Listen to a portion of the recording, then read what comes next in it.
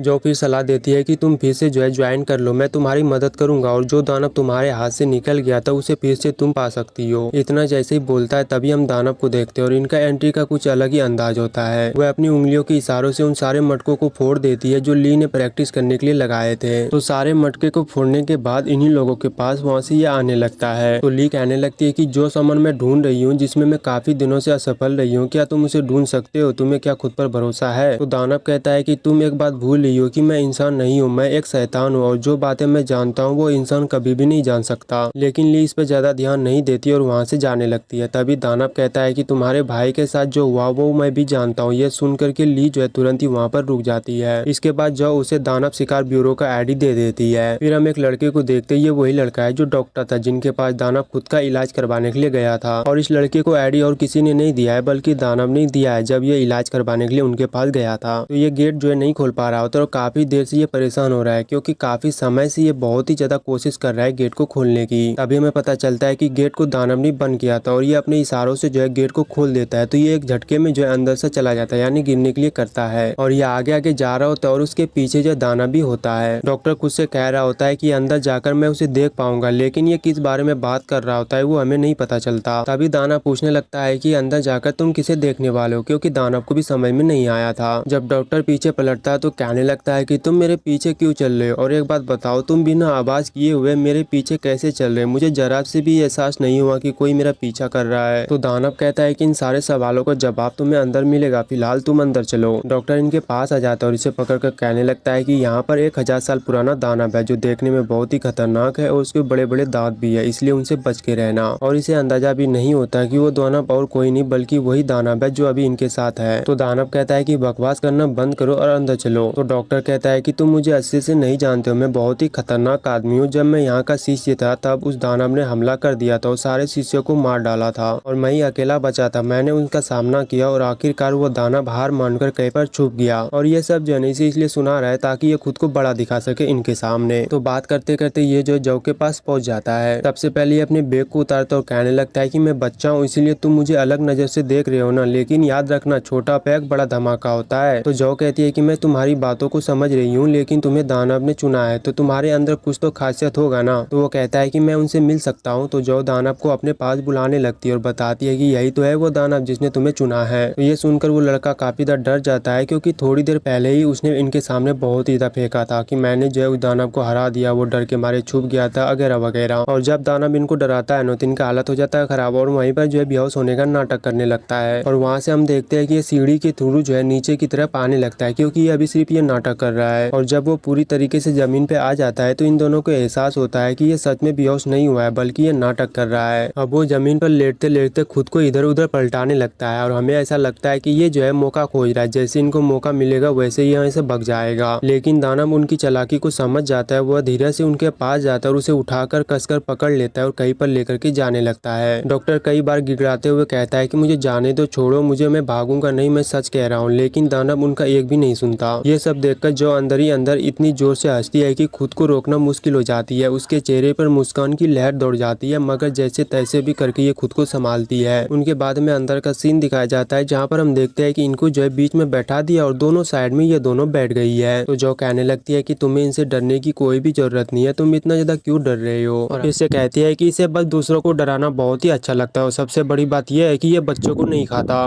तो ये बहुत ही डरते हुए आवाज में कहता है क्या ये सच में इंसानों को खाने वाला दानव नहीं है। तभी थोड़ी देर के बाद यहाँ पर जियान का एंट्री होता है। उनके हाथों में एक ऐसा तलवार होता है जिससे बड़े बड़े दानव डरते हैं। तो यू अपने मन में सोचने लगता है कि इनके पास तो एक बहुत ही प्रसिद्ध तलवार है, फिर भी ये दानव इनसे क्यों नहीं डर रहा है। तो जियान वहाँ से आकर के सीधा जो है सामने में बैठ जाता है और यू से कहने लगता है कि तुम्हारा क्या हाल है। लेकिन यू जो है कुछ भी इनको रिप्लाई नहीं करता। उनके बाद ली भी यहाँ पर आती है। तो ली को देखने के बाद जो तुरंत ही उनके पास चली जाती है। तो इनके पास आकर के कहने लगती है कि आखिरकार तुम भी आ गई, और कहती है कि ये है डॉक्टर, दिल के काफी साफ है। तो यू इसे बहन बोलती है और कहता है कि आज से जो है ना आप मेरा ख्याल रखना। दरअसल यू को इसे देख करके अपना पैन महसूस हुआ, इसीलिए इन्होंने बोला कि आप जो है मेरा ख्याल रखना। उनके बाद हम देखते हैं कि यू जो है इनको झुक करके सम्मान देता है। तो ली जब यू को गौर से देखती है तो उसे कुछ पिछली बातें याद आने लगती है, जहाँ पर ली तीर धनुष चलवाने के लिए प्रैक्टिस कुछ लोगों से करवा रही होती है। तभी पीछे से यू आता है और कहता है कि आप जो है मेरे अच्छे से ख्याल रखना। और ये बात उसने प्रेजेंट में भी बोला था, जिस तरीके से पहले उन्होंने सम्मान दिया था उसी तरीके से आज भी इन्होंने दिया। उनके बाद ली जो से कहती है कि गलत फहमी मत पालो, मैं यहाँ पर तुम्हें ज्वाइन करने के लिए नहीं आई हूँ, बल्कि मैं तुम्हें वो टोकन वापस करने के लिए आई हूँ जो तुमने मुझे दिया था। तभी बाहर रक्षा दल आता है तो सारे लोग सतर्क हो जाते हैं, क्योंकि उन्हें एहसास हो चुका था कि कुछ गड़बड़ यहाँ पर होने वाली है। सबसे पहले जॉन और जो बाहर आती है और उन लोगों से बात करने का कोशिश करती है कि हमें अपना काम करने दो, हमारे काम में टैंक मत अड़ाओ। दरअसल ये रक्षा दल नहीं चाहता है कि दानव शिकार ब्यूरो फिर से शुरू हो, क्योंकि कई सौ साल पहले ये बंद हो चुका था। अब जब जो और जियान इसे फिर से शुरू करने जा रहा है तो इन लोगों को लगता है कि अगर ये फिर से शुरू हो गया तो हमारा पावर चला जाएगा। तभी सामने में दानव आ जाता है। उसे देखकर ये लोग कहने लगता है कि तुम मेरे सामने से हट जाओ, नहीं तो बेकार में तुम मारे जाओगे। लेकिन दानव अपनी शक्ति का प्रयोग करता है और सारे लोगों का तीर धनुष उसके तरफ ही मोड़ देता है अपनी शक्ति से। दरअसल ये कोई साधारण दानव नहीं है, इसके पास कई विशाल शक्ति है और ये किसी के दिमाग को भी कंट्रोल कर सकता है। तभी थोड़ी देर के बाद वहाँ पर सबसे बड़ा अधिकारी आ जाता है और सब लोगों को तेज आवाज में कहता है कि सारे लोग शांत हो जाओ। फिर वो दानव शिकार ब्यूरो से कहता है कि मैं तुम्हें एक काम देता हूँ, अगर तुमने वो काम कर दिया तो फिर हमारी तरफ से तुम्हें कोई भी परेशान नहीं करेगा, लेकिन अगर तुम वो काम नहीं कर पाए तो तुम्हारा क्या होगा ये तुम खुद भी नहीं जान पाओगे। जियान जो और बाकी सभी लोग उनके बात को मान लेता है, उनकी शर्तों को ये लोग स्वीकार कर लेता है। फिर एक एक के सभी लोग जो है अंगूठे लगाने के लिए शुरू करता है। तो सबसे पहले जियान लगाता है, उनके बाद फिर जो आती है लगाने करने के लिए। तभी अधिकारी कहता है कि उधर जो छुपा हुआ है वो तो तुम्हारे टीम का ही हिस्सा है ना, उसे भी बुलाओ। उधर छुपा हुआ और कोई नहीं बल्कि यू होता है। तो यू जो है सामने में आता है और वो भी जो अंगूठा लगा देता है। जब ली की बारी आती है तो अधिकारी कहता है कि ये तो दानव शिकार ब्यूरो को ज्वाइन नहीं करने वाली है, इसीलिए इनके अंगूठे की कोई जरूरत नहीं है। उसके बाद अंगूठे लगवाने की प्रक्रिया पूरी होती है और फिर सारे लोग वहाँ से निकलने लगते हैं। नेक्स्ट सीन में देखते हैं कि सभी लोग एक जगह पर बैठ करके आपस में बात कर रहे होते हैं। कोई कहता है कि जो काम हमें मिला है अगर वो पूरा नहीं हो पाता है तो हमारी जान भी जा सकती है। अब तक ये नहीं बताया गया कि वो काम क्या है, लेकिन ये जरूर तय है कि उनके पास सिर्फ 5 दिन है और इन 5 दिनों के भीतर में उन्हें वो काम पूरा करना होगा। तो यू काफी ज्यादा चिंतित होकर के कहने लगता है कि अगर 5 दिनों के अंदर में हम काम पूरा नहीं कर पाए तो पता नहीं हमारे साथ वो लोग क्या करेंगे। तभी दानव बोल पड़ता है कि ज्यादा कुछ भी नहीं होगा, बस तुम्हारा सिर को काट दिया जाएगा। ये सुनकर के यू का छोटा सा मुंह हो जाता है क्योंकि ये अभी बच्चा है और इन्होंने पहली बार इतना बड़ा चैलेंज लिया है। तो ली जो है फिर यू को हौसला देते हुए कहती है कुछ नहीं होगा, हम सब है ना एक दूसरे के साथ। तभी जियान दानव की तरफ देखता है और कहता है कि तुमने तो अंगूठा नहीं लगाया, तुम्हें तो कुछ भी नहीं होगा, इसीलिए तुम्हारे चेहरे पर जरा से भी परेशानी दिखाई नहीं दे रहा है। तो दानव कहता है कि किसने कहा कि मैंने अंगूठा नहीं लगाया, और तभी कहानी फ्लैशबैक में चली जाती है। हम देखते हैं कि जो एक शांत कमरे में बैठ करके कुछ लिख रही होती है, ठीक उनके सामने थोड़ा सा झुक करके दानव भी बैठा होता है और बिना पलक झपकाए उसे ही घूरता जा रहा होता है। तो जो पूछने लगती है कि तुम इस तरीके से आखिर मुझे क्यों देख रहे हो, क्या तुम्हारे मन में कोई गंदे विचार तो नहीं आ रहा है ना। तो दानव कहता है कि अपनी आंखों का इलाज कराओ, मैं तुम्हें नहीं बल्कि ये देख रहा हूँ कि तुम किस तरीके से लिख रही हो। तभी हमें पता चलता है कि जो है कुछ नियम और कानून तैयार कर रही होती है, ऐसा दस्तावेज जो दानव के लिए बनाया जा रहा है, और ये सारे नियम जो है ये दानव के लिए बना रहा है ताकि वो उल्टा पुल्टा काम ना करे, यानी दानव। तो सब कुछ तैयार होने के बाद जो कहने लगती है कि इस पर अंगूठा लगाओ, और बताता है कि अगर तुमने इनमें में से किसी भी एक नियम को भी तोड़ा तो तुम्हारे आत्मा जो है ना तुम्हारे शरीर से चली जाएगी। ये कहकर के उस एग्रीमेंट को जो है दानव को थमा देती है। फिर दानव जो है ना उसे पढ़ने लगता है कि आखिर इसमें कौन कौन से नियम है। पहला होता है कि तुम किसी को नुकसान नहीं पहुंचाओगे, दूसरा खुद के खुशी के लिए दूसरे को चोट नहीं पहुंचाओगे, तीसरा दूसरों को डराओगे नहीं, वही चौथा नियम होता है कि गलत कामों से पूरी तरीके से तुम दूर रहोगे। ऐसे कई दर्जनों नियम जो है इनके लिए जाओ ने बनाया है। तो उनके पढ़ने के बाद जाओ जो है उसे कलम देती है और कहती है कि साइन करो। तो दानव जो है इसे लेने के लिए इनकार कर देता है क्योंकि ये जानता था अगर मैंने यहाँ पर साइन किया तो इनके मुताबिक ही मुझे चलना होगा। तो जो मुस्कुराते हुए कहती है कि अगर तुम ऐसे ही समय बर्बाद करना चाहते हो तो चलो करते हैं। फिर ये इस कलम को जो है अपने बालों में लगा लेती है और उनको देखने लगता है, यानी दानव भी इनको देखता है और ये भी इनको देखता है। दोनों की नजरें जो है एक दूसरे से हटती है, न मानो की एक ऐसी गहराई में चली गई है जहाँ से बाहर निकलना काफी मुश्किल है। तो थोड़ी देर के बाद दानव धीरे धीरे करके उसके करीब आने लगता है, इतना करीब कि बस कुछ ही दूरी बचती है। जो के दिल में हलचल होने लगती है, उसके मन में तरह तरह विचार आने लगती है, कहीं ये कुछ गलत तो नहीं करने वाला है ना। लेकिन दानव ऐसा कुछ भी नहीं करता, बस धीरे से उसके बालों में जो है हाथ डालता है और कलम को निकालता है और शांति से जो है उस दस्तावेज पर सिग्नेचर करने लगता है। सिग्नेचर करने के बाद इसे संतुष्टि के लिए जो फिर से अंगूठा लगवाने लगती है और तभी हम फ्लैशबैक से वापस आते हैं। तो दानव कहता है कि तुम लोगों ने तो अभी अभी अंगूठा लगाया है ना, मैंने तो कई दिन पहले ही लगा दिया था। उसके बाद हमें अगले दिन का सीन दिखाया जाता है जहाँ पर हम देखते हैं कि दानव शिकार ब्यूरो की पूरी टीम एक रहस्यमय सफर पर निकल चुकी थी और यह जगह बहुत ही अजीब और डरावनी होती है। कई लोगों को तो समझ में नहीं आ रहा है कि वो कहाँ पर आ गया, और सबसे बड़ी बात कि वहाँ पर एक भयानक सी बदबू आ रही होती है, लेकिन कोई भी जो है इस बदबू को पहचान नहीं पा रहा होता है कि ये आखिर कैसा बदबू है। तो ये जानने के लिए जो सबसे आगे बढ़ती है और उसे सूंघ करके देखने लगती है कि ये आखिर कौन सी बदबू है। तो सूंघने के बाद पता चलती है कि ये तो मछली की बदबू है। तो यू जो है इस बदबू को बर्दाश्त नहीं कर पाते, उल्टियां वगैरह वहाँ पर करने लगता है। तो ली जल्दी से कुछ निकाल कर उसकी तरफ बढ़ाती है। तो यू घबराते हुए कहता है कि मुझे नहीं चाहिए, मुझे भूख नहीं लगी है। ली जवाब देती है कि ये खाने के लिए नहीं है, सूंघने के लिए, इससे तुम्हारी जीभ मचलना बंद हो जाएगा। तो यू जैसे उसे सूंघता है ना तो उसे काफी आराम मिलता है। अब दानव अपनी शक्ति का प्रयोग करता है, वो जानना चाहता है कि आखिर इस जगह पे ऐसा क्या हुआ था जिसके कारण पानी खून में बदल गया, उसमें मछली जैसी महक आने लगी। तभी हम फ्लैशबैक में चले जाते 1 महीना पहले। दरअसल एक गांव में एक लड़की की शादी थी और इसी जंगल के रास्ते से होते हुए इनकी डोली जा रही थी, पर थोड़ी दूर चलने के बाद अचानक जोर की हवा चलने लगती है, मानो कि कोई दृश्य ताकत इनको पीछे की ओर धकेल रही हो। तो सारे लोग रुक जाता है। तो दुल्हन घबराते हुए पूछती है क्या हुआ, आप लोग रुक क्यों गए। और जैसे ये लोग आगे देखता है तो उनकी नजर सामने खड़े एक दानव पे पड़ती है। ये दानव देखने में बेहद ही खूबसूरत था, पर साफ झलकता है कि ये इंसान नहीं है। जैसे कि हम जानते हैं कि दानव अच्छे भी होते और बुरे भी, पर ये कौन सा वाला है ये हमें पता नहीं चलता। लेकिन इतना पता चल जाता है कि ये एक जल दानव है और ये कई रूप धारण कर सकता है, जैसे मछली, कछुआ, यानी पानी में जितने भी जीव रहते हैं उन सारे का रूप धारण ये कर सकता है। उनके बाद हम देखते हैं कि एक झटके में सारे लोगों को मार डालता है और फिर उस दुल्हन को कंधे पर उठाकर यहाँ से लेकर के जाने लगता है। अब उसने ऐसा क्यों किया, क्या इरादा था उसका, लड़की के साथ क्या हुआ, ये सब एक रहस्य बन जाता है। वही अगर मेरे अंदाज से देखा जाए तो शायद यही रहस्य जानने के लिए सुरक्षा दल ने दानव शिकार ब्यूरो को यह मिशन सौंपा होगा। के बाद हम फ्लैशबैक से बाहर आते हैं जहाँ पर जो कह रही होती है है ये कोई नॉर्मल दानव नहीं है और जो सुराग अभी हमें मिला है शायद इसी से हम इस केस के तह तक जा सकते हैं। तो जियान कहने लगता है कि दानव शक्तिशाली या बेवकूफ होता है, इन दोनों में से एक तो होता ही होता है और ये ऐसा इसलिए बोल रहा था ताकि दानव जो है चिढ़के। तो दानव का हम नाम रखते हैं यूयान। तो यूयान कहने लगता है कि बकवास करना बंद करो और कहता है कि जो दानव ने दुल्हन को लेकर के गया है वो कोई मामूली दानव नहीं होगा, मुझे तो ऐसा लगता है कि उनके पास कई प्रकार का शक्ति होगा। और ये जब उठने के लिए करता है तभी हम देखते हैं कि जियान ने इनके कपड़े को जो है अपने पैरों से दाब रखा था और ये सब हरकत देख करके जो को काफी हंसी आ रही थी, लेकिन ये अपनी हंसी को कंट्रोल में रखती है ताकि उन लोगों को बुरा न लगे। तभी इनके पास ली आती है और कहने लगती है कि दुल्हन की शव हमें जहाँ से मिला है वहाँ पर जाकर के एक दफा और चेक कर लेना चाहिए, क्या पता हमें वहाँ से कोई सुराग मिल जाए। तो सारे लोग उसी जगह पे जाने लगता है जहाँ पर जो है उस लड़की का शव मिला था। फिर हम उसी तालाब के पास आ जाते हैं जहाँ पर उस लड़की का शव बरामद हुआ था। तो यहाँ पर आने के बाद ली सब लोगों को बताने लगता है कि ये वही तालाब है जहाँ से उस लड़की की शव मिली थी। उनके बाद यूयान चेक करने लगता है कि यहाँ पर ऐसा क्या हुआ था जो इतना खतरनाक बदबू आ रहा है, क्योंकि अभी के टाइम में भी जो है इस पानी से काफी बदबू आ रहा है। और ये जब चेक करने लगता है तो यहाँ का मंजर अलग ही होता है और चेक करने के बाद सारे लोगों को बताता है कि यहाँ पर बहुत सारी लाशें थी और सब लोगों को ये भी बता देता है कि वो दानव इसलिए लोगों को मारता है ताकि वो अपनी शक्ति का ऊर्जा प्राप्त कर सके। और इतने डिटेल में यूयान को इसलिए पता है क्योंकि ये भी जो एक दानव ही है। तो जियान फिर यहाँ से सारे लोगों को जाने के लिए कहता है और खुद भी जाने लगता है, लेकिन तभी ये देखता है कि यूयान नहीं चल रहा है, जिस कारण ये रुक करके उसे जाने के लिए कहता है। तो ये कहने लगता है कि मुझे काम है, तुम लोग जाओ, मैं तुम लोगों से बाद में मिलूंगा। तो जियान फिर उनके बात को मान लेता है और वहाँ से फिर सारे लोग निकल जाता है। उनके बाद हम इन दोनों को दिखाया जाता है जहाँ पर हम देखते हैं कि ये लोग एक खंडर वाले घर के बाहर खड़ा होता है और साथ ही यहाँ पर बारिश भी होने लगी थी। दरअसल इन लोगों को पता चला है कि उस पोखर से शव को निकाल करके यहीं पर ही रखा गया है, तो उसी के बारे में जांच करने के लिए ये दोनों यहाँ पर आया है। वैसे भी सारे लोगों को जो है ना अलग अलग काम बांट दिया है, इसलिए सारे लोग अपने अपने काम में बिजी है। तो यूँ कहने लगता है कि तुम ही अंदर जाओ, मैं बाहर ही रुकता हूँ, क्योंकि आपको पता है ना मैं बच्चा हूँ और मुझे बहुत ही डर लगता है, अगर मुझे कुछ हो गया तो बताओ फिर मैं क्या करूंगा, इसीलिए मैं चाहता हूँ कि आप ही अंदर जाओ, वैसे भी मुझे मरे हुए इंसानों से बहुत ही डर लगता है। तो ली कहती है कि अगर आप अंदर जाओगे तो आप अच्छे से पता कर लोगे कि आखिर उस लाश के साथ क्या हुआ था, क्योंकि आप तो एक डॉक्टर हो ना, इसीलिए, और मैं चाहती हूँ कि आप ही अंदर जाओ, मैं बाहर वेट करती हूँ। तो यूँ कहता है कि दरअसल वो बात नहीं है, मैं जब से तुम लोगों के साथ रहने लगा हूँ तो मैं भूल चुका हूँ कि मैं एक डॉक्टर हूँ, इसलिए तुम ही अंदर जाओ, मैं बाहर में जाकर के रुकता हूँ। और फिर यहाँ से ये जाने लगता है, लेकिन हम देखते हैं कि ली से जाने के लिए नहीं देती और पीछे से इनके बैग को पकड़ लेती है और फिर जबरदस्ती अंदर लेकर के इनको जाने लगता है। और ये बहुत ही रिक्वेस्ट करता है कि मुझे छोड़ दो, अगर मैं अंदर गया तो पता नहीं मेरे साथ क्या होगा, और कहता है कि इस बच्चे को देखकर तुम्हें तरस नहीं आता। और बहुत ही रिक्वेस्ट करने के बाद भी जो है ली से छोड़ने को तैयार नहीं होते और जबरदस्ती से अंदर लेकर के चला जाता है। उनके बाद हमें अंदर का सीन दिखाया जाता है जहाँ पर हम देखते हैं कि यू का जो है फटके हाथ में आ गया था, साथ ही ये रो भी रहा होता है और ली से कह रही होती है कि मैं इस टीम से निकलना चाहता हूँ, मैं अपनी इस्तीफा जाओ को दे दूंगा। तो ली कहती है कि ठीक है दे देना, लेकिन तुम्हें याद है ना अगर 5 दिनों में ये केस नहीं सुलझा तो तुम्हारा सर नहीं रहेगा। तो यू कहता है कि मुझे कोई भी परवाह नहीं है, अगर मैं बच गया तो 5 दिन के अंदर में मैं इस्तीफा दे दूंगा। तो बात वगैरह करने के बाद दोनों इधर उधर जो है बॉडी को ढूंढने लगता है, लेकिन इसे कहीं पर भी नहीं मिलता, जिस कारण ली कहने लगती है ये बॉडी तो मैं कहीं पर भी दिखाई क्यों नहीं दे रही है। तभी हम सामने में किसी के हाथ को देखते हैं और जब पर्दा हटाता है तो यू यान का नजर उनके ऊपर पड़ जाता है, जिस कारण ये बहुत ही जोर जोर से चिल्लाने लगता है। और जब यू को पता चलता है ये जो है तब ये चिल्लाना बंद करता है और इतना जोर से चिल्लाया था कि मैं जो है शब्दों में भी नहीं बता सकता। तो जो कहने लगती है यहाँ पर आने से पहले ही किसी ने सारे सबूत मिटा दिया है ताकि हम केस के तह तक नहीं पहुँच पाए। तो यू कहता है कि जिसने भी सबूत मिटाया वो कितना अच्छा होगा ना, और ये सिर्फ डर के मारे बोल रहा है। जब ली उनके तरफ देखती है तो वो फौरन कहने लगता है कि जिसने भी यहाँ का सबूत मिटाया वो लोग बिल्कुल भी अच्छे नहीं है। और जो से पूछने लगती है कि जियान कहाँ पर है, तो ये बताती है कि वो उन लोगों के ऊपर नजर रखने के लिए गया है जिनका हाल ही में शादी होने वाली है। उनके बाद हमें जियान को दिखाया जाता है जहाँ पर हम देखते हैं ये कुछ लोगों के ऊपर नजर रख करके यहाँ पर बैठा है। और मुझे जहाँ तक लगता है कि यहाँ पर किसी की शादी और किस तरीके से दानव दुल्हन को गायब करता है उसी के ऊपर नजर रखने के लिए ये यहाँ पर है। फिर हम यू को देखते हैं जहाँ पर ये दोनों जो है उसे ही घूर रहे थे, दरअसल उनके पीछे कोई बॉक्स अचानक से आ गया था। तो यू कहने लगता है कि मुझे इस तरीके से घूरना बंद करो, मैं अब तुम लोगों के साथ 1 मिनट भी नहीं रुकने वाला, और अलविदा कह करके यहाँ से जाने लगता है। जब पीछे पलटता है तो इस बॉक्स को देखकर इनकी हालत हो जाता है खराब, और खराब के मारे वो तुरंत वहीं पर ही बेहोश होकर के गिर जाता है। तो ली भी अपनी तीर धनुष को निकालकर पॉइंट लेकर के खड़ी रहती है। तो कुछ देर इंतजार करने के बाद ये बॉक्स खुलता है, जैसे ही खुलता है तभी उन्होंने तीर भी चला दिया था और इस बॉक्स में और कोई नहीं बल्कि यू यान होता है, लेकिन ली जान पाती उनसे पहले ही इन्होंने तीर चला दिया था। उनके बाद ये फिर तीर धनुष को नीचे करती है। तो जो कहने लगती है कि तुम ठीक तो हो ना, तो यू यान कहता है मैं तो ठीक हूँ, और यू को देखते हुए कहने लगता है ये लग रहा है कि ठीक नहीं है, और सच में इनका हालत काफी बुरा होता है। उनके बाद ये अपने शरीर से तीर को निकालता है और ली को फिर देने लगती है। तभी जो की नजर यूयान के घाव पर चली जाती है तो ये पूछने लगती है ये घाव कैसे हुआ, और कहती है कि तुम्हें जो तीर लगा है उसमें दानव मारने वाला जहर था, इसीलिए तुम्हें इलाज की जरूरत है। तभी इसे उसी लड़की की याद आने लगती है जो सुरक्षा दल ने दानव कहकर मार दिया था। तो ली कहने लगती है कि जो जहर उनके शरीर में गया है मैं उनका इलाज नहीं कर पाऊंगी। तभी अचानक यू उठ करके कहने लगता है कि मैं करूंगा इनका इलाज, मुझे आता है। इतना बोलने के बाद तभी इनका नजर उसी लड़की की बॉडी पर चला जाता है जो बॉडी उस पोखर से निकाला गया था। तो उसे देखकर इनका माइंड पूरी तरह घूम जाता है और उल्टी वगैरह वहाँ पर करने लगता है, और हमें जो है उस बॉडी को नहीं दिखाया जाता, लगता है पूरी तरीके से खराब हो गया होगा। तो जो फिर उस बॉडी के हाथ से कुछ निकालती है तो ली पूछने लगती है क्या है, तो ये बताती है कि ये जो है बॉडी के हाथ में थी। तो यूयान लेकर के सूंघने लगता है। सूंघने के बाद ये कहता है कि केस जो है सुलग चुका है, और कहता है कि मुझे भूख लगा है तो चलो खाते हुए बात करते हैं। तो वहाँ से फिर सारे लोग एक रेस्टोरेंट में आ जाता है खाना खाने के लिए। तो कुछ ही देर के बाद सारे लोगों का खाना यहाँ पर आ जाता है और सारे लोग खाना खाने के लिए बैठे होते हैं। तो यूँ कहने लगता है कि मेरा हालत बहुत ही खराब है, मुझे लगता है कि मैं 2-3 दिन तक कुछ भी नहीं खा पाऊंगा, इसीलिए बेटर को बहुत सारा खाना पैक करने के लिए बोल देता है। तो ली अपने हाथों से कुछ खाने वाला जो है यू को दे देता है। तो यू को लगता है कि शायद मुझे ये कहीं पर लेकर के जाना चाहती है, इसलिए ली से कहती है कि अब जो है मैं आपके साथ कोई भी डरावनी वाले जगह पे नहीं जाऊंगा। तो जो फिर हंसने लगती है क्योंकि यू जब भी कुछ बोलता है तो जो को हंसी आने लगती है। उनके बाद में कुछ लोगों को दिखाया जाता है और आज जो है इनकी बेटी की शादी है और इन लोगों को डर है कहीं वो दानव इनकी बेटी को लेकर के चला ना जाए। तो उसी के सिलसिले में ये अपने आदमियों से कह रहा होता है सुरक्षा बढ़ाने को। इधर जो कह रही होती है कि जब हम लोगों को पता चल ही गया है कि इतना सारा खून कौन कर रहा है तो क्यों न चल करके हम उसे पकड़ लिया जाए। तो यूयान कहता है कि मुझे नहीं पता है कि वो अभी कहाँ पर है, तो हम उसे कैसे पकड़ सकते हैं। तो जो कहने लगती है तुम भी तो एक दानव हो ना, तो क्या सूंघ कर उसका पता नहीं लगा पाओगे। तो यूयान कहता है कि मैं कुत्ता थोड़ी हूँ जो उसे सूंघ कर ढूंढ लूंगा। उनके बाद यहाँ पर जियान आता है और बैठकर सब लोगों को कहने लगता है कि मैं जानता हूँ कि उस दानव को कैसे ढूंढा जा सकता है। तो यूयान कहता है कि मुझे पता चल गया है कि कुत्ते से भी ज्यादा स्मार्ट है ये। तो उनके बात को इग्नोर मारते हुए कहने लगता है कि एक लड़की की 5 दिन के बाद शादी है, अगर उस लड़की के ऊपर हम नजर रखते तो शायद हम उस दानव तक पहुंच सकते हैं। उनके बाद में एक बहुत ही क्यूट सा गौ को दिखाया जाता है जहाँ पर हम देखते हैं कि यू जो है दानव से कह रहा होता है कि मुझे कोई सा काम क्यों नहीं सौंपा गया है। तो यूयान कहता है कि मैं तुम्हें कोई परेशानी नहीं देना चाहता। तो यू कहता है कि मैं जानता हूँ, लेकिन आप बताओ कि उस दानव को कब पकड़ेंगे। और कहता है कि आप तो कुछ काम भी नहीं करते, बस ली और जियान करता है, आप तो बस बैठे बैठे खाते रहते हो। तो यूयान कहता है कि तुम इस तरीके से जौ को क्यों बोल रहे हो कि वो बैठे बैठे सिर्फ खाती रहती है। तो जौ फिर यू को देखने लगता है। तो यू कहता है कि मैंने तुम्हें नहीं बोला है, ये बस हम दोनों में लड़ाई करवाना चाहता है, मैं तो उसे ही बोल रहा था। तो जौ कहती है कि हम यहाँ पर बेकार नहीं बैठे, हमें पता चला है कि वो दानव अभी इसी इलाके में छुपा हुआ है, इसीलिए अगर वो यहाँ से भागने का कोशिश करेगा तो हम लोग बाहर में बैठे तो उसे पकड़ लेंगे। ये सुन करके यू अंदर चला जाता है। अब जौ धीरे से उठ करके यू यान के पास जाती है। पास आने के बाद वो हल्की मुस्कान में पूछती है क्या वो जंगल में रहने वाला दानव सिर्फ पानी पी करके जिंदा रहता है या खाना भी खाता है, और साथ ही एक फ्रूट भी जो है उनके सामने बढ़ा देती है। यूयान जवाब देता है कि हमें खाने या पीने का कोई भी जरूरत नहीं पड़ती। जो कुछ भी नहीं कहती, बस जो है सामने की तरफ देखने लगती है। तभी यूयान अचानक उनके हाथ से उस फ्रूट को छीन लेता है। जो चौंक कर कहती है कि अभी तो तुमने कहा कि दानव कुछ भी नहीं खाते, फिर तुमने ये फ्रूट क्यों ले लिया। यूयान बिना पलक झपकाए हुए जवाब देता है कि तुम्हें हमारी बातें समझ में नहीं आएगी और हमें समझने की कोशिश मत करो, नहीं तो तुम्हारा दिमाग खराब हो जाएगा। जो फिर कहती है कि अभी तो आपने कहा कि आप कुछ नहीं खाते और ना ही पीते, फिर ये बोतल आपके हाथों में क्या कर रहा है। ये बोलने के बाद जो बोतल लेने की कोशिश करती है, लेकिन यूयान उसे नहीं देता और खुद पीने लगता है। वही दूर खड़ा यू पर्दा हटाकर कहता है कि मुझे हमेशा शक था कि उस बोतल में शराब होगी, पर मेरे पास कोई सबूत नहीं था। यूयान जवाब देता है कि इसमें सच में पानी है, क्योंकि मुझे पानी पीना पसंद है। जैसे हर दानव की अपनी अपनी चॉइस होती है, वैसे मेरी भी है। जो फिर उत्सुक होकर के पूछती है तो ये कौन सी पानी है, क्या आप मुझे बताओगे। तो यूयान उसकी तरफ देख करके कहता है कि तुम कुछ ज्यादा ही दिलचस्पी ले रही हो मुझ में। जो बिल्कुल ही शांत होकर के कहती है कि असल में मैं आपके बारे में सब कुछ जानना चाहता हूँ, आप कैसे रहते हैं, क्या सोचते हैं, क्या खाते हैं, क्या पीते हैं, सब कुछ। यूयान ठंडी सांस लेकर के कहता है कि मेरा सलाह मानो, मेरे बारे में कुछ भी जानने की कोशिश मत करो, क्योंकि मैं एक ऐसी दुनिया से आता हूँ जो इंसानों के लिए वो नहीं बनी है। ये लोग बात कर ही रहे होते हैं, तभी कोई सामने से जौ के ऊपर तीर चला देता है, लेकिन यूयान अपने हाथों से उस तीर को बीच में ही पकड़ लेता है। तीर चलाने वाला और कोई नहीं बल्कि वही दानव होता है जो हमेशा लोगों को मारता रहता है। उनके बाद उसे पकड़ने के लिए यूयान भी उनके पीछे दौड़ पड़ता है, और जैसे ही यूयान दौड़ पड़ता है वैसे ही जो है जौ उनके पीछे पीछे दौड़ पड़ती है। तभी यू उसे रोकने का कोशिश करता है, कहता है कि ये तुम्हारे लिए खतरनाक हो सकता है, इसीलिए तुम रुक जाओ, मगर जौ नहीं मानती और चली जाती है। तो सीन कट होता है और हम देखते हैं जियान को जो इसी इलाके में छुपा हुआ है। तभी भगते हुए दानव उसी दिशा में पहुंच जाता है जहाँ पर जियान छुपा हुआ है। तो दानव को देखने के बाद जियान सीधा उसके सामने में आ जाता है। दानव उसे देखता चौंक जाता है और वहाँ से भागने लगता है। उनके बाद ली एक तीर चला देती है उनके ऊपर, वो सीधा तीर आकर के दानव के जांग में लगता है। तो जियान ली से पूछता है कि तुम यहाँ पर क्या कर रही हो। और इससे पहले कुछ और बातें कर पाते दानव उनकी आंखों में धुआं सा कुछ फेंकता है और मौके का फायदा उठा करके वहाँ से भाग जाता है। तो उनके भागने के बाद ली कहती है कि अगर मैं उसे नहीं मारती तो वो तुम्हें मार देता है। ये बोल करके दानव के पीछे ये भी दौड़ पड़ती है। जियान चिल्लाता है ली मत जाओ, वो खतरनाक है, मगर ली नहीं रुकती और यहाँ से चली जाती है उसे पकड़ने के लिए। अब सीन कट होता है और हम पहुंच जाते हैं जंगल के अंदर, जहाँ यू यान और दानव आमने सामने खड़े होते हैं। एक पल के लिए सन्नाटा छा जाता है, फिर दानव अचानक यू यान पर हमला कर देता है। यू यान पूर्ति से बच जाता है, साथ ही जो भी इनके साथी थी तो जो भी जो है वहाँ पर बच जाती है। लेकिन यू यान पीछे नहीं हटता, वो डटकर मुकाबला करने के लिए तैयार हो जाता है। तभी जल दानव जो है जो की तरफ मुड़ता है और उनके आंखों को देख करके यह एक मंत्र बदबदाने लगता है, जिससे उनकी आंखों की रंग बदलने लगती है। लेकिन थोड़ी देर के बाद उनकी आंखों की रंग सही हो जाती है। उनके बाद में पाताल लोक का सीन दिखाया जाता है, जहाँ पर हम देखते हैं कि चारों तरफ आग ही आग होता है और वो उस दुनिया से आकर के अपने पाताल लोक में आ जाते हैं, जहाँ पर हम देखते हैं कि ये लोग जो है भगे जा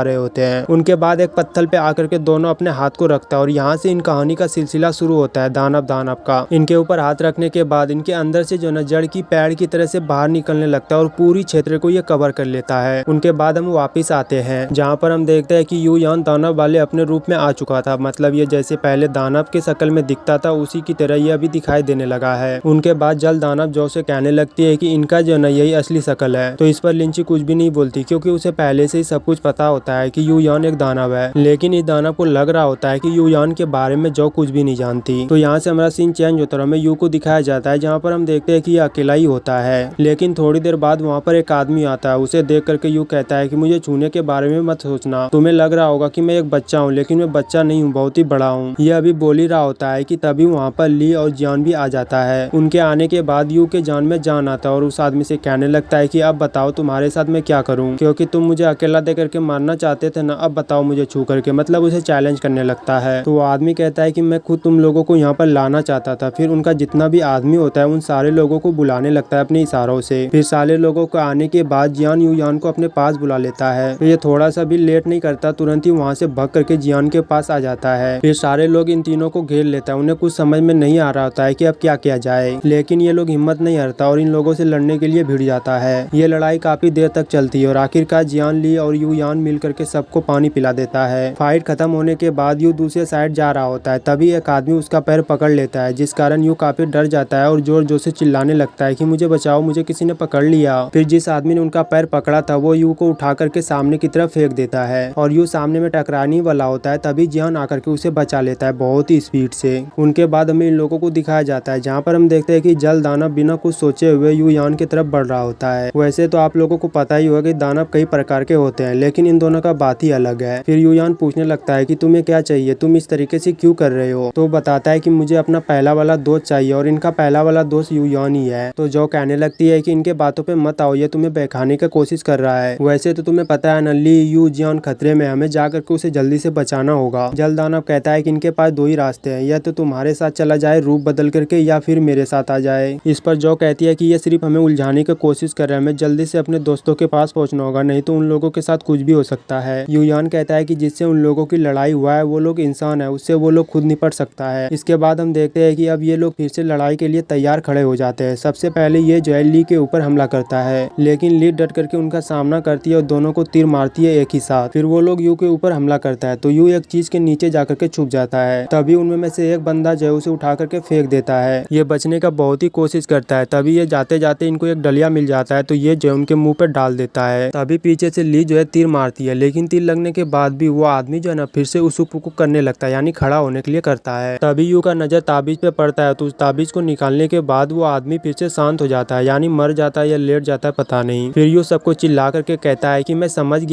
गया आखिर यहाँ पर क्या हो रहा है। फिर वो भाग करके जियान के पास आता है, जो ताबीज उसे मिला था वो जियान को देता है देखने के लिए। तो जियान उसे देख करके कहता है ये तो जियांग तियान के खून से बना हुआ ताबीज है। फिर वो डिटेल में समझाने लगता है कि ये ताबीज कैसे काम करता है। अगर किसी इंसान का सिर भी कट जाए और उनके पास ये ताबीज है तो वो लड़ता रहेगा। इसके बाद जियान कहता है कि अब ये तुम्हारा काम है, यू तुम्हें सारे ताबीज को नष्ट करना होगा। फिर जियान अपनी शक्ति का इस्तेमाल करता है और उन सारे लोगों का ताबीज लेने लगता है जिनके पास था, और यू भी जो है सेम ही काम कर रहा होता है ताबीज निकालने का। यह सिलसिला काफी देर तक चलता है और अंत में सारे ताबीज निकाल दिया जाता है। अब सीन कट होता है और हम देखते हैं जल दानव को। वो कह रहा होता है कि ये लड़की तुम्हारे पास खड़ा रहने के लायक नहीं है और मैं यहाँ पर पुराने दोस्त से मिलने के लिए आया और मैं नहीं चाहता हूँ कि ये बीच में आए, इसीलिए मुझे इसे मार देना चाहिए। तो यू युयान कहता है कि अगर ऐसी बात है तो कोशिश करके देख लो तुम इसे मार पाते हो या नहीं। तो जल दानव समझ जाता है और कहने लगता है कि तुम कब तक इनको बचाओगे। तो युयान जवाब देता है कि जिंदगी भर जब तक मैं रहूंगा इसे कुछ भी नहीं होने के लिए दूंगा। तभी जो बोलती है कि तुम्हें मेरी रक्षा करने की जरूरत नहीं है, मैं चाहती हूँ कि मेरी मौत का सिलसिला यहीं पर ही खत्म हो जाए। इतना कह करके वो वहीं पर गिर पड़ती है। युयान नीचे बैठ जाता है और अपनी शक्ति का इस्तेमाल करके उसे ठीक करने लगता है और जब वो पूरी तरीके से ठीक हो जाती है तो वो जल दानव के ऊपर अपनी शक्ति का इस्तेमाल करती है और उसे वहां से पीछे की ओर धकेल देती है। इनके बाद युयान को लेकर के वहां से ये भगने लगती है और हमारा एपिसोड यहाँ पर एंड हो जाता है। अगर आपको ये वीडियो अच्छी लगी हो तो वीडियो को लाइक करके चैनल को सब्सक्राइब जरूर कर देना ताकि आप अगले एपिसोड को मिस न कर पाओ। और पूरा वीडियो देखने के लिए दिल से लव यू ऑल। मिलते हैं नेक्स्ट एपिसोड में, तब तक के लिए बाय बाय।